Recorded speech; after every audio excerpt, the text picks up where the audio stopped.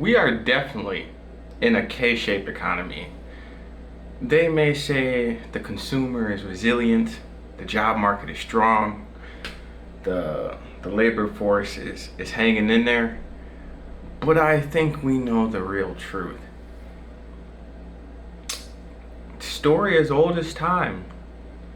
The rich get richer, the poor get poorer, and that's, I guess, how it's supposed to be. I don't know. I don't know if there was ever a time where the rich got less rich and the poor got more wealth, you know? Maybe they did finesse us into believing that at some point, that, if you just worked hard, you could get through all this and we're gonna come through for you guys, and in the end, you'll have your acre and a mule or whatever nonsense they were saying. But reality is kind of it's a little bit stranger. You see people buying Rolls Royces, eating $500 lobster meals. Then you have another guy who can't get a job because he's a felon or whatever. It doesn't even have to be that he's a felon. But he's not able to eat, he bums off his family members for food or whatever, but just not able to make money.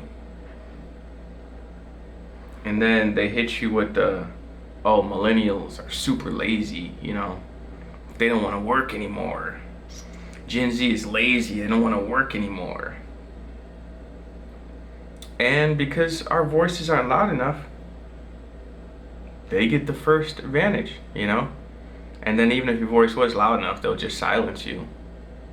So you really start to wonder, how big of a K are we talking, right? Lowercase, uppercase, gigantic case, Because all my coworkers, from what I personally see, not all of them, I don't know everybody's finances, I'm only talking about the people that I interact with. If I had to guess, they ain't got much money. Even me. Technically, right? I don't think I have a lot of money. Now, whatever your perception of a lot of money is, that's up to you. But there is one difference between me and my coworkers. I am getting ahead. I am saving money. And I do have assets. And I don't think my coworkers are saving that much money. I'm positive they don't have any assets. Maybe they have a 401k and stuff, but I'm saying, and I don't feel like they're getting ahead. But this is what a K-shaped economy looks like. You have a couple people getting a lot ahead, like really ahead. And then you have everybody else just really faltering and not really making progress. But I do have to admit, I feel my case is a little different. I am a little bit older than these guys. I also am antisocial. So I don't really hang out with people. I don't go out to bars. I barely gamble now. I don't really spend money. That's why I kind of have money. But when you're hanging out with your friends and, they're going to bars and they're eating at steakhouses and whatnot, especially with inflation, you can run through that. Now, especially if you're eating out and all this crap, right? And then you have car issues. My car, I don't drive it, as you guys know, very much.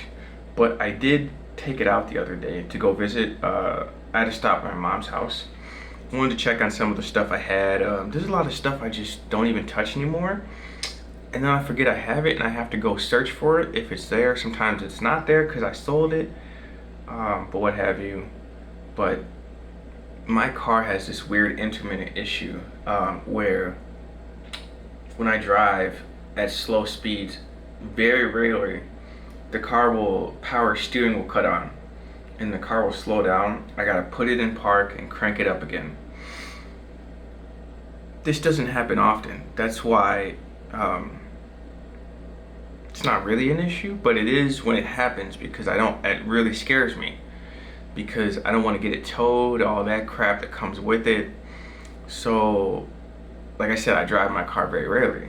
But if you're commuting to work, if you're commuting to events, driving places, and you're gonna run into issues.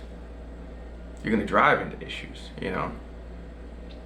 You're burning gas, you're burning oil, you're really wearing your car down. You're gonna have a lot more issues.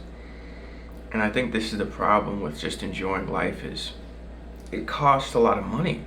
You know, it's not just the $60 steak and buffet, you know, with the lobster and all this stuff. It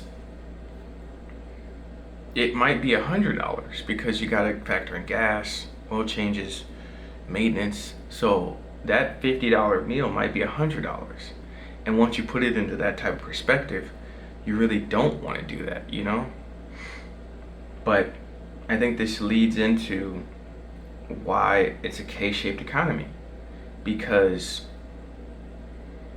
you have people saving boatloads of money like a cheat code, and then you just have regular people living, but because everything's going on, they're taking massive pay cuts, they're running into issues, they're really just spinning the gears.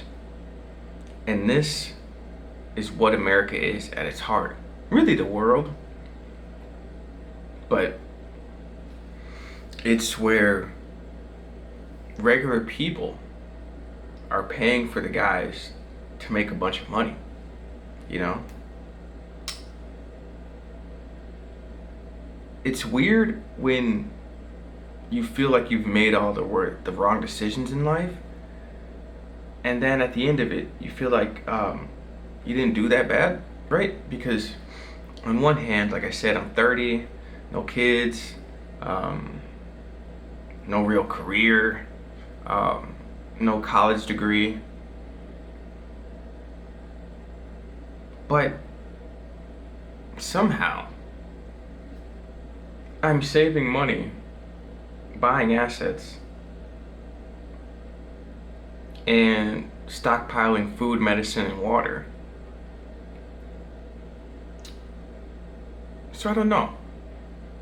I know that we're in a K-shaped economy. Let me know what side you guys are on. But I get paid tomorrow, and I'll probably still have, really I'm gonna have more. It's a long story. Well, but I'll probably have $900 of free money, quote unquote free money, because I could spend it on whatever I'd like, but I'm not. But I'm saying, and I had to deal with my last job sent me, it's like a distribution thing for $400 because I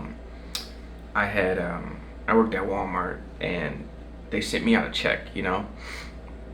So I had to deal with that today, but that's gonna get direct deposited, so you could say $1,300 is what I'll have free. And then next check, maybe $800 I'll have free, right? So each month I'm getting ahead $1,000 to $1,500, and I feel like that's not common. Everybody at my job was talking about how broke they are. Granted, I'm still broke, you know. Technically, I'm not free. I still have debt, but if you see something else, tell me. And with prices about to rise, man, this is for sure a K-shaped economy. This is what it is.